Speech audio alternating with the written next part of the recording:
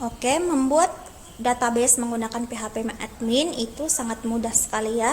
Yang pertama, kalian itu harus mengaktifkan ini Apex dan MySQL-nya. Kalian bisa tekan dulu stop, Ibu tekan dulu stop ya untuk memperlihatkan pengaktifan actionnya. Jadi kita sisa tekan start pada Apex dan MySQL. Selanjutnya kita masuk ke web browser. Oke, Ibu close dulu. Nah, kita masuk ke web browser dan mengetikkan php localhost php-admin ya, seperti ini ya linknya. Kita tekan dan akan tampil tampilan dari server php-admin.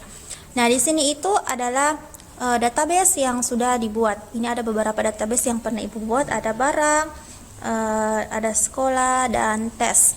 Nah, selanjutnya untuk melihat struktur dari database tersebut, ini bisa kita klik menu basis data. Nah, tampilnya seperti ini. Kalau kita ingin membuat basis data ini, kita bisa ketikkan di kolom nama basis data. Misalnya Ibu mau buat basis data sekolah 2. Kemudian di bagian sini kita pilih penyortiran ya. Kemudian nah, kalau misalnya kita sudah berhasil buat database-nya, maka akan tampil permintaan untuk membuat tabel. Jadi, tabelnya itu bisa kita tentukan. Anggaplah Ibu mau buat data guru. Data guru, jumlah kolomnya itu ada berapa ya? Kalau data guru kan pastinya ada ID guru, nama guru, alamat guru, dan yang terakhir itu jenis kelamin guru. Berarti ada 4 kolom. Makanya kita tidak usah mengubah jumlah kolom yang ada di sini. Kemudian setelah itu kita kirim dan akan menghasilkan tampilan seperti ini. Jadi ini adalah nama. Nama ini berarti kita akan membuat kolomnya. Di sini jenis adalah tipe datanya, panjangnya berapa, dan kalau misalnya kita menggunakan primary key, itu kita harus menentukan di bagian index, dan kalau misalnya ID-nya itu otomatis, maka kita bisa memilih automatic incredible. Maka dari itu Ibu akan membuat kolomnya. Yang pertama itu ID guru. Ingat ya, kalau misalnya untuk buat spasi itu baiknya kita kasih underline seperti ini. ID guru, kemudian nama guru. Kalau tidak mau pakai underline juga tidak apa-apa. Kemudian alamat, dan terakhir itu adalah jenis kelamin. Di sini pastinya kalau untuk angka, kan ini ID pasti kita akan menggunakan angka, maka kita pilih integer ya. Panjangnya itu bisa kita tentukan, anggaplah Ibu pilih 12. Kemudian di sini bisa kita atur di bagian index, kita pilih primary, kemudian kita kirim, dan selanjutnya kita bisa klik ini tanda centang automatic increment kalau misalnya kita ingin secara otomatis menambahkan ID kepada kolom ID. Kemudian ini panjang nilai untuk nama itu, karena nama itu agak panjang ya, jadi Ibu tentukan saja anggaplah 30 aja ya. Kemudian alamat itu bolehlah 50 karena ya alamat lebih panjang daripada nama. Kemudian jenis kelamin, maaf ya, di sini di jenis tipe datanya kita ganti jadi varchar. Jadi kalau misalnya itu varchar, kita bisa gunakan untuk huruf varchar.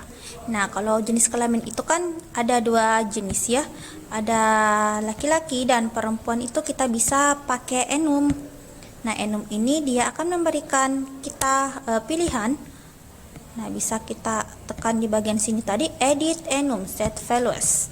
Di sini bisa kalian masukkan apa, anggaplah Ibu ketik perempuan dan laki-laki.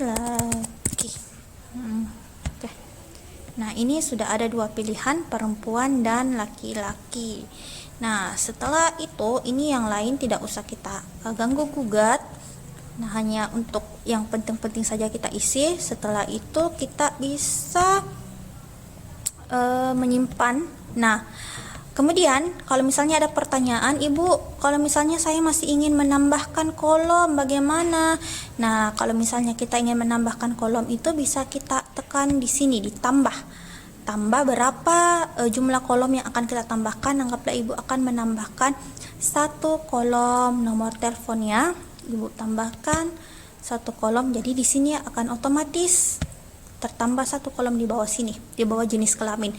Ibu tambahkan nomor telepon. Ibu pakai varchar aja. Nah, kalau varchar itu kita bisa pakai kombinasi huruf dan angka. Cuma kalau misalnya biasanya kalau kita tidak mau gunakan sebagai primary key, itu kolomnya lebih baik kita kasih pakai varchar aja untuk tipe datanya. Nah, selanjutnya kita bisa klik simpan di sini. Oke, sorry ya, Ibu lupa memasukkan jumlah panjang karakternya. Itu Ibu kasih masuk saja, kira-kiranya itu 15 lah. Oke, setelah itu tidak ada masalah, kita klik simpan. Nah, ini dia sudah jadi tabel yang Ibu buat, yang terdiri dari ID guru, nama guru, alamat, jenis kelamin, dan nomor telepon.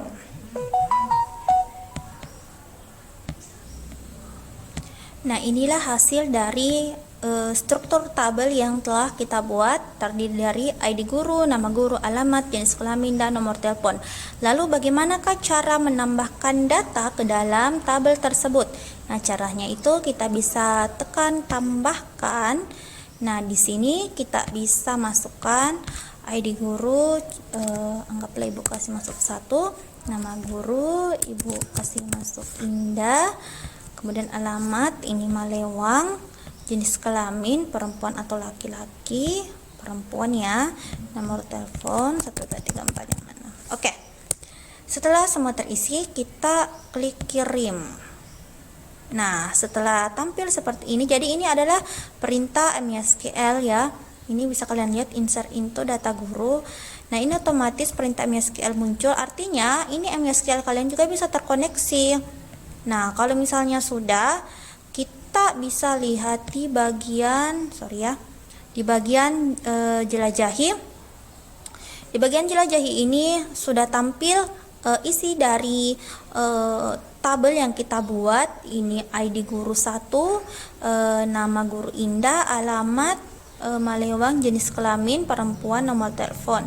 Nah, selanjutnya kalau misalnya kita ingin menambahkan data yang baru, itu bisa kita klik tambahkan, baru kasih masuk lagi namanya.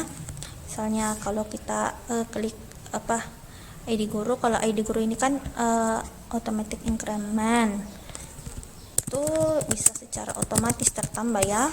Ini alamat nama guru Indah Purnama, alamat anggaplah Ibu kasih masuk Bungoro, jenis kelamin perempuan, nomor telepon 3456. Oke, selanjutnya kita kirim. Oke. Nah, di sini kita bisa lihat jelajahi. Nah, secara otomatis kan nama ID guru atas nama Bu Indah Purnama yang tidak kita isikan akan tampil huruf angka 2. Jadi itulah kegunaan automatic increment, artinya menambahkan angka selanjutnya. Oke, paham sampai sini? Baiklah, terima kasih. Demikian penjelasan dari Ibu mengenai pembuatan database dan tabel serta cara mengisi tabel. Pekan depan kita akan masuk ke pembahasan materi bagaimana cara merealisasikan 2 atau 3 database. Sekian, Assalamualaikum warahmatullahi wabarakatuh.